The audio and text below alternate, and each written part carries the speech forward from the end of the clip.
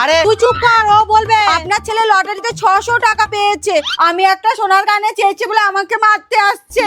মা আমি বলে দিচ্ছি, ওই টাকা থেকে যদি আমাকে সোনার কানে না কিনে দেয় তাহলে আমিও রান্না করতে পারবো না, বলে দিলাম।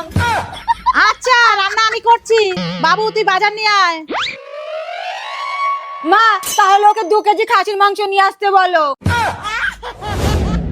যা তুই বাজারে যা, তুমিও ঘরে চলো। তাহলে আজকে মাংস ভাত খাবো, মাংস ভাত খাবো।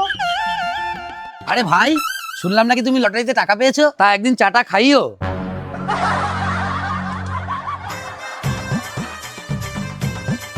মা এই যে বাজার। কই দেখি কি বাজার এনেছো। মা দেখেছেন আপনার ছেলের কাণ্ড, ও বাজারে গেলে এই এক্সপায়ারি জিনিসগুলো নিয়ে আসবে। মানে আপনার ছেলে যখনই এইগুলো আনে খারাপ আনে, ঠেলেই দিতে লাগে। ছাড়ো তুমি ব্যাগ ছাড়ো। কি হলো, তোমার বোন আবার ফোন করছে কেন? হ্যালো, কি গো জামাই বাবু, তুমি নাকি লটারিতে টাকা পেয়েছো, তা আমার লেহেঙ্গাটা দেবা তো? এ তো দেখছি খাজনার থেকে বাজনা বেশি।